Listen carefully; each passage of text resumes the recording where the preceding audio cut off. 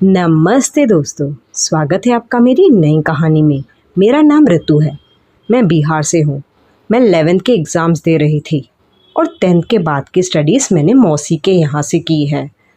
उनके परिवार में उनके ससुर जी, उनके 2 बेटे और मौसा जी हैं। मेरा दिल आ गया था मौसी जी के बेटे के ऊपर। हम दोनों एक दूसरे से बहुत प्यार करते थे।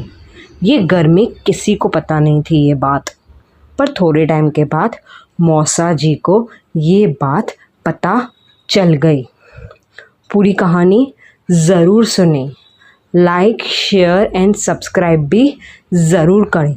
दूसरी कहानी जो सुननी है वो कमेंट बॉक्स में भी ज़रूर लिखें। अगर मैं आपको बताऊं मौसा जी के बारे में, तो मौसा जी की बात ये है, वो एक नंबर के ठर के इंसान हैं। वो उनकी बीवी के होते हुए भी बाहर उनकी 2 गर्लफ्रेंड्स हैं। उनको पता चला तो वो मेरे पास आए और बोले, मैं तेरी मौसी को सब बता दूंगा तेरे और मेरे बेटे के बारे में। मैं डर गई। डर के मारे मैं रोने लगी उनके सामने और गिड़गिड़ाने लगी। प्लीज़ मौसी जी को ये नहीं कहना, ये बात नहीं कहना। उन्होंने बोला, ठीक है नहीं बोलूँगा, पर मैं एक बात तुझे बता रहा हूँ, मुझे तुमसे प्यार है। ये बोल के वो रूम से बाहर चले गए और मैं शॉक में थी कि ये क्या बोल के गए मौसा जी मेरे लिए, और मुझे ये शब्द क्या बोल के गए, मैं उसमें ही सोच में पड़ गई थी। जब भी हमने रात को खाना खा के रूम में गए सब जने और मुझे नींद नहीं आ रही थी, तब मैं छत पर चली गई। उधर खटिया था, उस खटिए पे मैं सोने की कोशिश कर रही थी।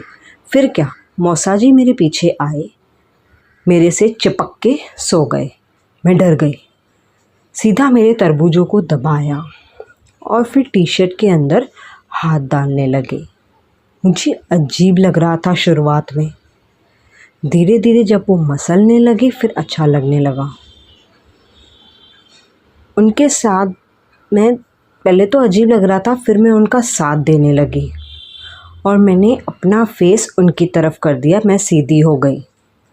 जब भी मैं सीधी हुई उन्होंने मुझे लिप्स पे किस किया। खूब मज़ा आया। उसके बाद आधी रात को फिर से हुआ इनके साथ। मैं इनके घर पे करीब 2 साल तक रही थी।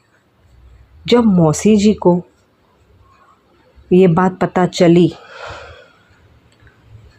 तो उनको गुस्सा आ गया था।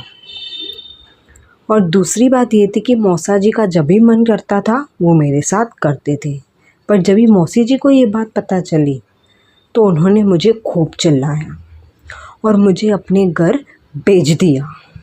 उसके बाद से वो मेरे से कभी बात नहीं करते थे, ना ही करती हैं।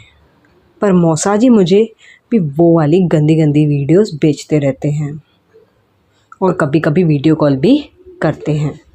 कहानी अच्छी लगी हो तो लाइक, शेयर एंड सब्सक्राइब ज़रूर कर देना।